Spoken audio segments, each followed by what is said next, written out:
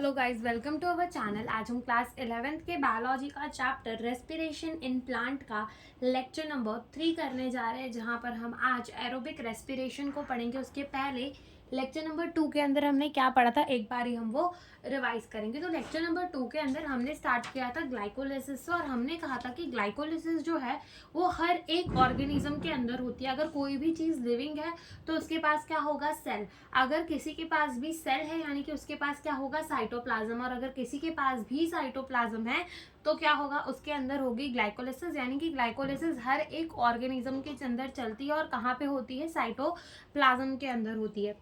साथ ही साथ ग्लाइको का मतलब होता है ग्लूकोज, ठीक है, शुगर, और लाइसिस का मतलब होता है स्प्लिटिंग। यहाँ पर हम पार्शियल ऑक्सीडेशन करते हैं ग्लूकोज की 2 molecule of the pyruvic acid बनाने के लिए, ठीक है। उसी को हम क्या कहते हैं, उसी को हम कहते हैं ग्लाइकोलिसिस। और साथ ही साथ हम इसको ईएमपी पाथवे कहते थे, क्योंकि इस 3 साइंटिस्ट ने मिलकर इसको डिस्कवर किया था। तो उन्हीं के बेस, उन्हीं के थोड़ा सा उनको मान देने के लिए हम इसको क्या कह देते हैं, ईएमपी पाथवे भी कह देते हैं। तो फिर हमने कहा था कि फोटोसिंथेसिस के थ्रू जो है वो शुगर बने। शुगर में हमारा क्या बना, ग्लूकोज बना।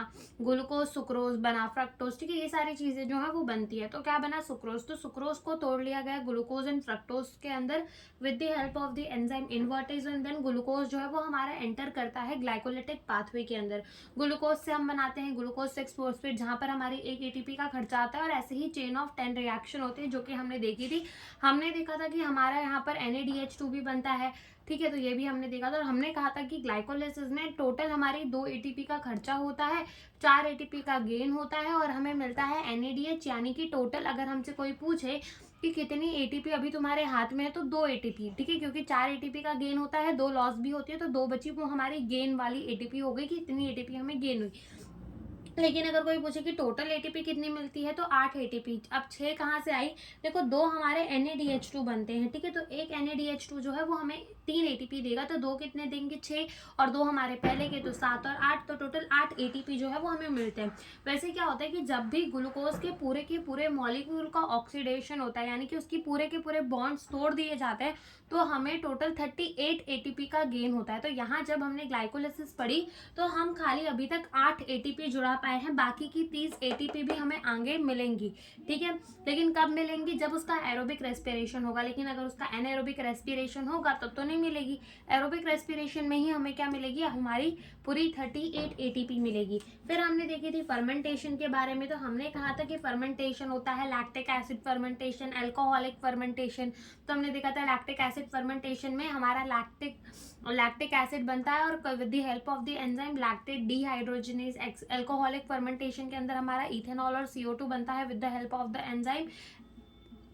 With the help of the enzyme हमारा वो एंजाइम का नाम होता था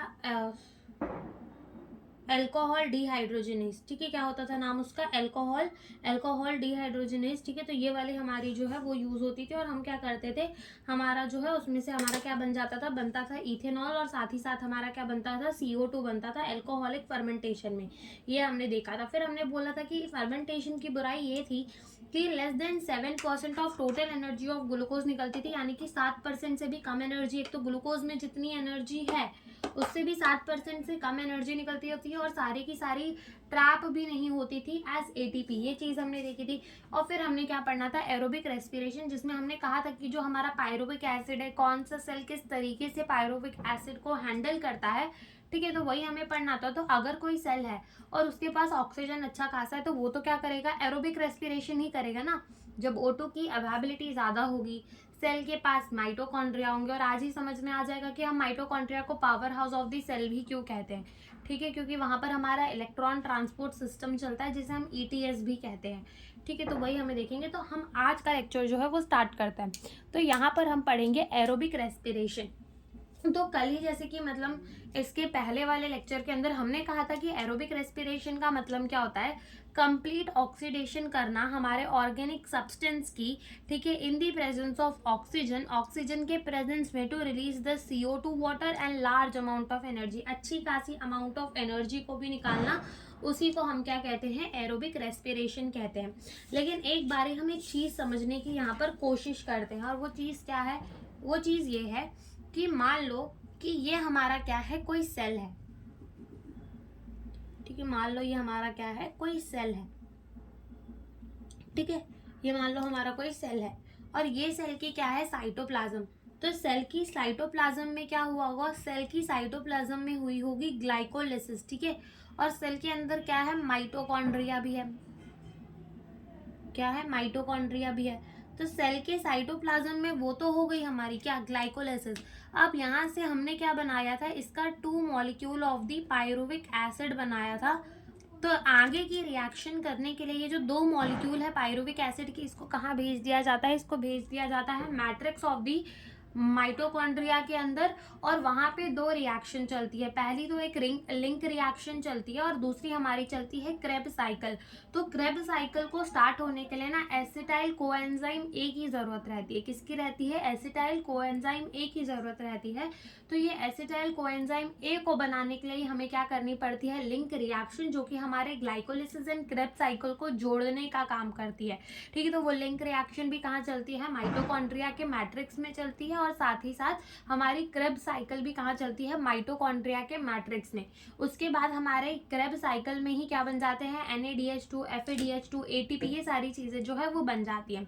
तो यहाँ पर अगर देखा जाए तो यहाँ पर तुम्हें पूरे ATP का कैलकुलेशन तो मिल जाएगा कि हमें 38 ATP मिलेंगी कैसे, लेकिन वो जो NADH2 है उसे हमें बैंक में भी तो डालना पड़ेगा, हमें उसे इलेक्ट्रॉन ट्रांसपोर्ट सिस्टम के अंदर भेजना पड़ेगा, जो कि कहाँ चलता है, inner membrane of the mitochondria के अंदर चलता है। ठीक है, तो यही चीज़ हम यहाँ पर लिखेंगे कि यहाँ पर क्या होता है कि एरोबिक रेस्पिरेशन के लिए सबसे पहले प्रोडक्ट ऑफ ग्लाइकोलिसिस, जो हमारा प्रोडक्ट है, किस चीज का प्रोडक्ट, हमारे ग्लाइकोलिसिस का प्रोडक्ट। की ग्लाइकोलिसिस में हमने क्या किया था, ग्लूकोज से 2 molecule of the pyruvic acid बनाया था। ग्लूकोज से 2 मॉलिक्यूल ऑफ द क्या बनाया था, पायरुविक एसिड। तो ये लिखेंगे प्रोडक्ट ऑफ ग्लाइकोलिसिस। क्या हुआ था वहां पर, हमारा ग्लूकोज था, उससे हमने क्या बनाई थी, 2 molecule of the pyruvic acid. ठीक है, 2 molecule of the pyruvic acid. तो ये जो पायरुविक एसिड है इसको कहाँ भेज दिया जाता है, ट्रांसपोर्टर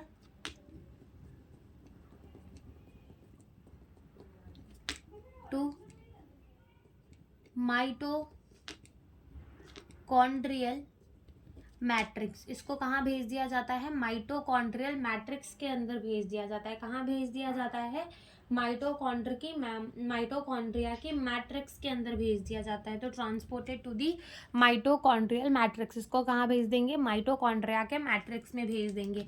अब माइटोकॉन्ड्रिया के मैट्रिक्स में क्या चलेगा, माइटोकॉन्ड्रियल मैट्रिक्स में 2 चीजें चलेंगी। पहली लिंक रिएक्शन चलेगी, लिंक रिएक्शन, और दूसरी क्या चलेगी, दूसरी हमारी चलेगी क्रेब साइकिल। और साथ ही साथ हम इसको क्या कहते हैं, इसे हम कहते हैं ट्राई कार्बोक्सिलिक एसिड साइकिल। ठीक है, ट्राई कार्बोक्सिलिक एसिड साइकिल भी हम इसे कहते हैं। तो ये 2 चीज़ जो है वो हमारे कहाँ चलेंगी, माइटोकॉन्ड्रिया के मैट्रिक्स में चलेंगी। ठीक है, तो यहाँ से ही हम अपना स्टार्ट करते हैं। सबसे पहले हम किसे समझते हैं, लिंक रिएक्शन को समझते हैं, लिंक रिएक्शन को। तो इसका नाम ही है लिंक रिएक्शन। इसका मतलब क्या होता है, ये किसी 2 चीज को लिंक करने का काम करता है, किसी 2 चीज को जोड़ने का काम करता है, किसी 2 चीज को लिंक करने का काम करता है। तो ये किन 2 चीजों को लिंक करता है, ग्लाइकोलिसिस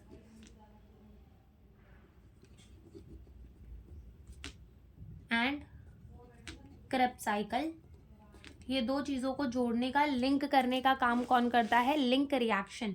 ठीक है, ये ग्लाइकोलिसिस एंड क्रेब साइकिल को लिंक करने का काम करता है। अब हुआ क्या कि देखो, हमने क्या लिया था स्टार्टिंग में, सबसे पहले ग्लूकोज। ग्लूकोज से हमने क्या बनाया, 2 molecule of the pyruvic acid बनाया। क्या बनाया, 2 molecule of the pyruvic acid, जो कि कितने कितने कार्बन के थे, 3 कार्बन के थे।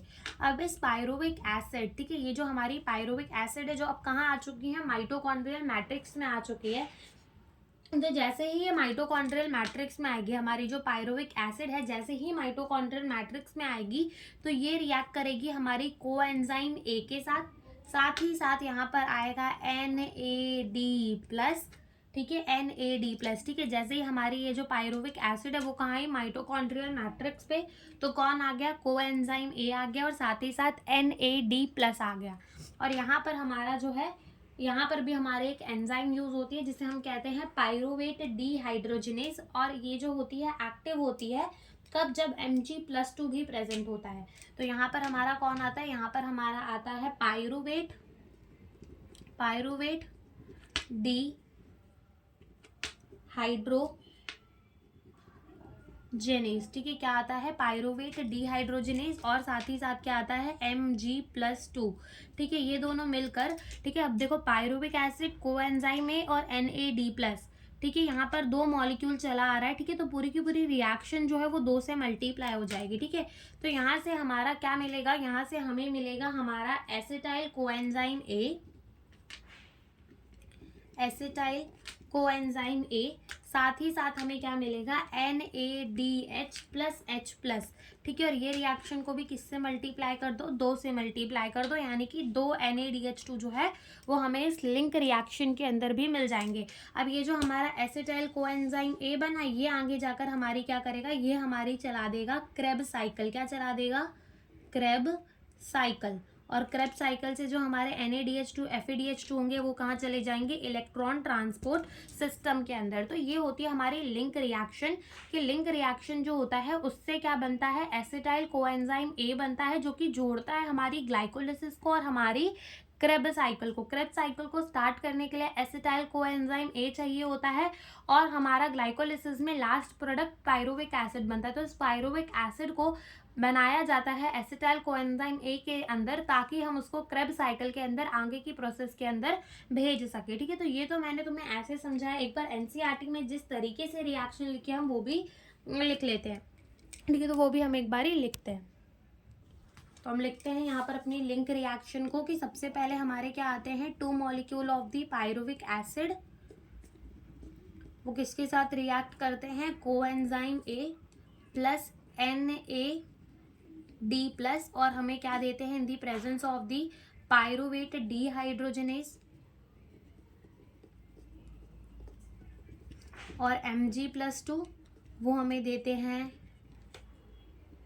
एसिटाइल कोएंजाइम ए, साथ ही साथ CO2, और क्या देते हैं? NADH2। ठीक है, ये 2 चीज़ देते हैं, और ये पूरी की पूरी रिएक्शन को जो है हमने क्या किया है? 2 से मल्टीप्लाई कर दिया है। 2 से मल्टीप्लाई कर दिया है, पूरी की पूरी रिएक्शन को हमने क्या किया है? 2 से मल्टीप्लाई कर दिया है। ठीक है, तो यहाँ पर ये हो गया। तो यानी कि हमारी जो लिंक रिएक्शन है उसके अंदर हमें कितने NADH2 मिल रहे हैं? 2 NADH2। ठीक है, इन लिंक रिएक्शन के अंदर हमें क्या मिल रहा है? 2 NADH2 मिल रहे हैं। अब ये 2 NADH2 भी कहाँ जाएंगे? ये जाएंगे हमारे इलेक्ट्रॉन ट्रांसपोर्ट सिस्टम के अंदर, यानी कि ETS के अंदर। ठीक है, कहाँ जाएंगे? ETS के अंदर। और हमें कितने ATP देंगे? एक NADH2 होता तो 3 ATP देता, 2 NADH2 है तो टोटल कितनी ATP देंगे? 6 ATP जो है वो हमें मिल जाएगी। कहाँ पर? लिंक रिएक्शन में ही मिल जाएगी। ठीक है, तो ये बात हो गई। अब तुम देखो हमारे ग्लाइकोलिसिस में हमें कितनी ATP मिली थी? 8। लिंक रिएक्शन में कितनी ATP मिल गई हमें? 6। ठीक है, तो 8, 9, 10, 11, 12, 13 और 14, टोटल कितनी ATP अब तक मिल चुकी है हमें? 14 ATP जो है वो हमें मिल चुकी। अब बाकी की जो ATP होंगी, यानी 38 ATP हमें टोटल मिलनी है। ठीक है, तो बाकी की जो ATP होगी वो कहाँ मिलेगी हमें? हमें वो मिल जाएगी कहाँ? वो हमें मिल जाएगी ट्राई कार्बोक्सिलिक एसिड साइकिल, यानी कि क्रेब्स साइकिल में। अब बस उसके बाद हमारा जो लास्ट स्टेप बचेगा इलेक्ट्रॉन ट्रांसपोर्ट सिस्टम, वहाँ पे हमें जाकर इस चेक को जमा करना पड़ेगा और हमें हमारी एनर्जी करेंसी निकाल लेनी होगी। ठीक है, तो अब हम क्या पढ़ने जा रहे हैं? हम पढ़ने जा रहे हैं ट्राई कार्बोक्सिलिक एसिड साइकिल, या फिर हम जिसे कहते हैं Krebs cycle. Try carboxylic acid cycle, या फिर जिसे हम क्या कहेंगे? Krebs cycle. ठीक है, तो ये जो ट्राई कार्बोक्सिलिक एसिड साइकिल है और ये जो हमारी क्रेब्स साइकिल है, अब इसका नाम क्यों क्रेब्स साइकिल दिया? अगेन साइंटिस्ट को थोड़ी इज्जत देने के लिए उसका नाम क्या दे दिया गया? क्रेब्स साइकिल दे दिया गया। क्या दे दिया गया नाम इसका? Krebs cycle. ठीक है, तो अब यहाँ पर हम जो है क्रेब्स साइकिल को स्टार्ट करने जा रहे हैं। अब देखो सबसे पहले जो हमारा प्रोडक्ट बना था किसमें, लिंक रिएक्शन में, that is acetyl coenzyme A, उसे हम यहाँ पर लिख लेते हैं। ठीक है, तब यहाँ पे भी सारी रिएक्शंस जो होंगी ना उन्हें हमें 2 से जो है वो मल्टीप्लाई करते चलना है। ठीक है, कितने से मल्टीप्लाई करते चलना है, 2 से मल्टीप्लाई करते चलना है। और एक बात और, पायरुविक एसिड कितने कार्बन का था, 3 कार्बन का, उसमें से एक CO2 तो यहाँ निकल गया, यानी कि एक कार्बन तो हमारी पायरुविक एसिड से कम हो गया होगा, यानी कि एसिटाइल कोएंजाइम ए जो होगा वो कितने कार्बन का होगा, वो 2 कार्बन कंपाउंड होगा। ठीक है, 2 कार्बन कंपाउंड होगा।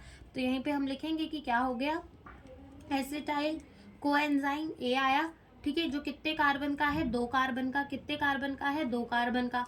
अब ये एसिटाइल कोएंजाइम ए जो है ना, ये किसके साथ रिएक्ट करता है, ये रिएक्ट करता है ऑक्सैलो एसिटिक एसिड के साथ। किसके साथ रिएक्ट करता है, ऑक्सैलो एसिटिक एसिड के साथ। तो हम लिखते हैं यहाँ पर ऑक्सैलो एसिटिक एसिड। ठीक है, ऑक्सैलो एसिटिक एसिड के साथ, जो कि कितने कार्बन का होता है, 4 कार्बन का। कितने कार्बन का होता है, 4 कार्बन का। तो हमारा एसिटाइल कोएंजाइम ए कितने कार्बन का, 2 कार्बन का। हमारा ऑक्सैलो एसिटिक एसिड कितने कार्बन का, 4 कार्बन का। ठीक है, कितने कार्बन का, 4 कार्बन का। तो हमारा ये जो हमारा एसिटाइल कोएंजाइम ए है, एसिटाइल कोएंजाइम ए ये रिएक्ट करता है ऑक्सैलो एसिटिक एसिड के साथ एंड वाटर के साथ, क्या बनाने के लिए, सिट्रिक एसिड बनाने के लिए। ठीक है, ऑक्सैलो एसिटिक एसिड के साथ कंबाइन करेगा और साथ ही साथ यहाँ क्या आएगा, वाटर। क्या आएगा, वाटर। और ठीक है, तो ऑक्सैलो एसिटिक एसिड और वाटर के साथ मिलकर हमारा एसिटाइल कोएंजाइम ए जो है वो हमें क्या देता है, सिट्रिक एसिड देता है। क्या देता है, सिट्रिक एसिड देता है। तो यहाँ पर हम लिखेंगे कि दोनों ने मिलकर क्या बनाया, सिट्रिक एसिड। अब देखो यहाँ पर जो हमारा एसिटाइल कोएंजाइम ए था वो कितने कार्बन का था, 2 कार्बन का। ऑक्सैलो एसिटिक एसिड कितने कार्बन की थी, 4 कार्बन की, यानी कि सिट्रिक एसिड कितने कार्बन की बनी होगी, 4 + 2 6 कार्बन की बनी होगी। और यहाँ पर जो एंजाइम लगता है वो कौन सा लगता है, वो लगता है सिट्रेट सिंथेसिस। ठीक है, तो ये वाली एंजाइम जो है वो लगती है। फिर हमारा सिट्रिक एसिड से बनता है सिस एकोनिटेट। क्या बनता है, सिस एकोनिटेट। तो ये भी हम लिखेंगे, सिस एकोनिटेट, जो कि कितने कार्बन कंपाउंड होता है, अगेन 6 कार्बन कंपाउंड होता है। फिर सिस एकोनिटेट से बनता है हमारा आइसोसिट्रेट। क्या बनता है, आइसोसिट्रेट। ठीक है, क्या बनता है, आइसोसिट्रेट, जो अगेन हमारे कितने कार्बन का होता है, 6 कार्बन का। अगेन कितने कार्बन का होता है, 6 कार्बन का। फिर हमारा आइसोसिट्रेट से बनता है अल्फा कीटो ग्लूटारिक एसिड। क्या बनता है, अल्फा कीटो ग्लूटारिक एसिड। क्या बनता है, अल्फा कीटो ग्लूटारिक एसिड, जो कि हमारे कितने कार्बन का होता है, 5 कार्बन का। कितने कार्बन का होता है, 5 कार्बन का। तो एक कार्बन कहाँ चला गया, देखो पहले हमारा एसिटाइल कोएंजाइम ए था, वो ऑक्सैलो एसिटिक एसिड और वाटर के साथ रिएक्ट करके हमें क्या देता है, सिट्रिक एसिड। सिट्रिक एसिड से बनता है सिस एकोनिटेट, सिस एकोनिटेट से बनता है आइसोसिट्रेट, और आइसोसिट्रेट से बनता है alpha keto glutaric acid 5 carbon की, यानी कि एक कार्बन गया कहाँ, तो एक कार्बन जो है वो हमारा क्या होता है, CO2 के फॉर्म में यहाँ से निकल जाता है। ठीक है, एक कार्बन जो है वो हमारा CO2 के फॉर्म से क्या होता है, निकल जाता है, CO2 के फॉर्म में जो है वो निकल जाता है। और साथ ही साथ यहाँ पे हमें क्या देखने को मिलती है, NAD+ से हमारा क्या बनता है, NADH2। ठीक है, हमारे NAD+ से क्या बनता है, हमारा NADH2 बनता है। ठीक है, फिर अल्फा कीटो ग्लूटारिक एसिड से हमारा क्या बनता है, अल्फा कीटो ग्लूटारिक एसिड से बनता है हमारा सुसिनाइल कोएंजाइम ए। ठीक है, तो ये भी हम लिखेंगे, सुसिनिल कोएंजाइम ए, जो अगेन कितने कार्बन का होता है, 4 कार्बन का। यानी कि सीधी सी बात आती है, फिर से एक और कार्बन कहाँ चला गया, तो एक और कार्बन, यानी कि हमारा अगेन एक CO2 जो है वो निकला, और एक CO2 निकला तो अगेन हमें क्या हुआ, NAD+ से क्या बन गया, हमारा NADH2 बन गया। क्या बन गया, NADH2 बन गया। फिर हमारा सुसिनाइल कोएंजाइम ए से क्या बनता है, सुसीनेट बनता है। क्या बनता है, सुसीनेट बनता है। क्या बनता है, सुसीनेट बनता है, या फिर तुम सुसिनिक एसिड भी कह सकते हो। ठीक है, तो वो बन जाता है सुसीनेट, जो अगेन हमारे कितने कार्बन का होता है, 4 कार्बन का। और 4 कार्बन का ये भी था, 4 कार्बन का ये भी था, तो यहाँ पर कोई भी कार्बन जो है वो हमारा निकला नहीं। लेकिन यहाँ पर हमारी एक चीज़ बनती है जिसे हम कहते हैं GDP। क्या बनता है, GDP। पी जो कि बहुत ज़्यादा सिमिलर होता है किससे, हमारी एटीपी से, ठीक है, सिमिलर होता है किससे, हमारी एटीपी से, तो हमारा बनता है जीडीपी जो कि सिमिलर होता है एटीपी से। फिर सुसिनेट के बाद हमारा क्या बनता है, फ्यूमरेट, फ्यूमरेट जो अगेन कितने कार्बन का होता है, 4 कार्बन का। और यहाँ पे हमारा क्या बनता है, यहाँ पर हमारे FAD प्लस से क्या बनता है, FADH2 बनता है, क्या बनता है, FAD प्लस से क्या बन जाता है, FADH2 बन जाता है। देन फ्यूमरेट के बाद बनता है हमारा मैलेट, क्या बनता है, मैलेट, ठीक है, जो मैलेट हमारे कितने कार्बन का होता है, 4 कार्बन का होता है। और मैलेट से अगेन हमारा क्या बन जाता है, ऑक्सैलो एसिटिक एसिड बन जाती है जो कि कितने कार्बन की है, 4 कार्बन की। और साथ ही यहाँ पर भी हमें एक NADH2 मिलता है, कैसे, NAD प्लस से क्या बन जाता है, NADH2 बन जाता है, ठीक है। तो ये हमारा होता है क्या, ट्राई कार्बोक्सिलिक एसिड साइकिल, क्या होता है, ट्राई कार्बोक्सिलिक एसिड साइकिल। तो अगर तुम अपनी एनसीईआरटी के अंदर देखोगे तो यहाँ पर पूरे स्टेप्स नहीं दिए हुए, एनसीईआरटी के अंदर लिखा जरूर है कि अगर तुम देखोगे अपनी एनसीईआरटी की जो ट्राई कार्बोक्सिलिक एसिड साइकिल है उसकी लास्ट 2 लाइन यानी कि इस पैराग्राफ की जो अलग से दी हुई है, तो उसमें लिखा है कि it is followed by the 2 successive step of the D carboxylation. 2 successive step होते हैं डी कार्बोक्सिलेशन, यानी कि ये एक स्टेप, दूसरा ये एक स्टेप, जहां पर हमने कार्बन डाइऑक्साइड को रिमूव किया है, डी कार्बोक्सिलेशन यानी कि कार्बन को निकालना, डिलीट करना, ठीक है, कार्बन को, डी का मतलब डिलीट करना, कार्बन को डिलीट करना यानी कि डी कार्बोक्सिलेशन। तो 2 सक्सेसिव यानी एक के बाद एक स्टेप है किसके, डी कार्बोक्सिलेशन के, leading to the formation of the alpha ketoglutarate acid and then succinyl coenzyme A, जिससे हमारा अल्फा कीटोग्लूटारिक एसिड बनता है, देन क्या बनता है, सुसिनाइल कोएंजाइम A बनता है, ठीक है। फिर यही सारी चीजें लिखिए कि सुसिनाइल कोएंजाइम A जो है वो ऑक्सीडाइज होता है और हमारा ऑक्सैलो एसिटिक एसिड बन जाता है, और बीच के स्टेप्स नहीं दिखाए हुए हैं, लेकिन फिर से वहां पे लिखा है कि during the conversion of the succinyl coenzyme A to the succinic acid, succinate और सुसिनिक एसिड इज सेम, ठीक है। तो लिखा है कि during the conversion of the succinyl coenzyme A to the succinate या फिर सुसिनिक एसिड एक मॉलिक्यूल सिंथेसाइज होता है, कौन सा, GTP का, कौन सा मॉलिक्यूल सिंथेसाइज होता है, GTP is converted to the GDP, ठीक है, and simultaneously synthesis of the ATP from ADP, ठीक है, यानी कि वो GDP ATP बना लेता है, ऐसे मान लो। और 3 पॉइंट है हमारे साइकिल के अंदर जहां पर हमारा NAD प्लस जो है वो रिड्यूस हो जाता है NADH2 के अंदर। तो पहला स्टेप तो ये है जहां पर हमारा NAD प्लस रिड्यूस हो जाता है NADH2 के अंदर, सेकेंड स्टेप ये और थर्ड स्टेप ये है, ठीक है। इन 3 स्टेप्स के अंदर हमारा जो NAD प्लस है वो रिड्यूस हो जाता है NADH2 के अंदर, और एक स्टेप है जहां पर हमारा FAD प्लस जो है वो रिड्यूस हो जाता है FADH2 के अंदर, और वो स्टेप ये है जहां पर हम अपने सुसिनेट से फ्यूमरेट बनाते हैं तब, ठीक है। तो ये होती है हमारी ट्राई कार्बोक्सिलिक एसिड साइकिल। तो एक बार हम फटाफट से रिवाइज करते हैं। सबसे पहले क्या था, acetyl coenzyme A, oxalo acetic acid और वाटर के साथ मिलकर क्या बना है, सिट्रिक एसिड, 6 कार्बन का, सिट्रिक एसिड से बना सिस एकोनिटेट से बना आइसोसिट्रेट, आइसोसिट्रेट से बना alpha ketoglutaric acid, D carboxylation हुई और साथ ही साथ हमारा NADH2 सिंथेसाइज हुआ। अल्फा कीटोग्लूटारिक एसिड से बना succinyl coenzyme A, again decarboxylation हुई और NADH2 बना। सुसिनाइल कोएंजाइम ए से बना सुसिनेट जहां पर हमारा molecule of the GDP synthesise हुआ और ATP बन जाएगा।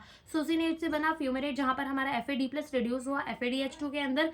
सुसिनेट से बना हमारा मेलेट, मेलेट से बना हमारा ऑक्सैलो एसिटिक एसिड और अगेन हमें क्या मिला, NADH2 मिला, ठीक है। तो अब हम इसका एनर्जी मैट्रिक्स देखेंगे, एनर्जी मैट्रिक्स ऑफ TCA यानी कि ट्राई कार्बोक्सिलिक एसिड साइकिल।